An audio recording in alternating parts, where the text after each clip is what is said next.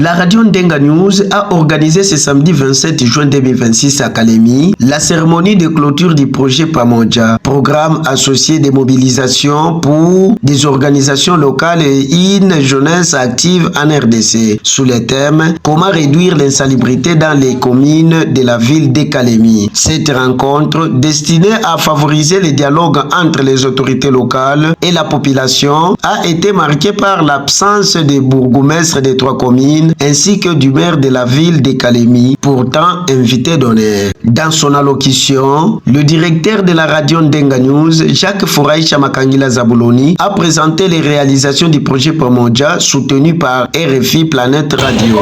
Le magazine Tour Pamoja axe sur l'environnement et sur la vie des personnes marginalisées, sur la gestion des ressources naturelles. Le projet Pamoja est un projet de participation. Nous avons fait ça à travers nos émissions débat public, dans les magazines Tour Pamoja et dans les vidéos d'actualité, publiées sur nos plateformes numériques et diffusées sur nos ondes, la 54.0 MHz. Nous avons réalisé en mai 2024 un débat public sur la montée des eaux du lac Tanganyika et ses effets néfastes sur la vie de la population. Une note de plaidoyer a été déposée aux autorités de la province du Tanganyika pour la prise en charge des victimes des inondations. Je ne saurais pas clôturer mon mot sans dire merci ou sans dire un mot de remerciement aux bailleurs de fonds. Je cite l'Union européenne et toutes les organisations membres du consortium pour cet accompagnement en faveur de nos radios communautaires de la République démocratique du Congo. Nous avons encore besoin de cet accompagnement car notre province du Tanganyika en particulier est largement touchée par la montée des eaux du lac Tanganyika dans plusieurs territoires. Nous disons sincèrement merci pour la bonne collaboration et la participation dans nos différentes productions.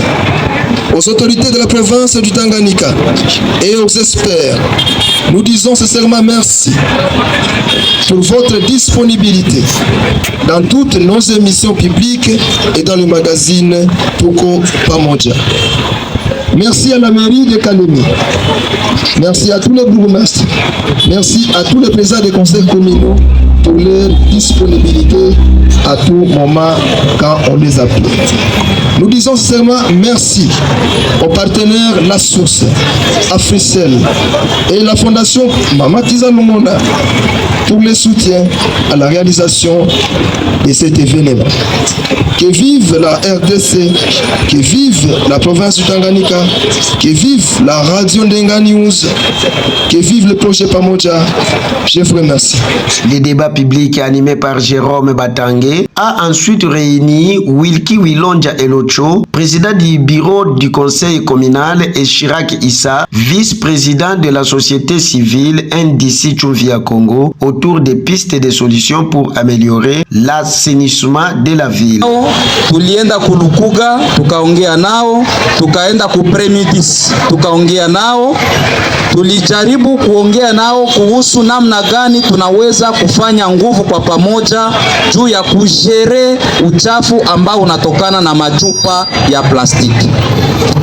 Nafikiri mumaechange ambayo tulibadilishana na wale wandugu wanao produire mabouteilles en plastiki, sababu sisi wa conseiller tulijirendre compte après kufanya madesante mu makartier mbalimbali kama vile ya Kalemi iko na uchafu mwingi sana ambao uko constitué au moins à 90% na machupa na masashe, jo ina constitué pourcentage munene yenye kutuletea uchafu mu vile ya Kalemi. Utakuwa service special yenye itakuwa charge na kulokota bule uchafu kwa kile ambacho raia wanaendelea kulipa juu ya kuevacuer hii uchafu. Donc implication ya wa autorité urbain y compris même au niveau provincial à travers waziri wa mazingira wanapaswa kuhakikisha c'est à un certain moment walituahidi ya kuevacuer ile mauchafu. Maintenant viongozi ambao wanapaswa kuevacuer zile uchafu wanakuwa wanashindia wapi?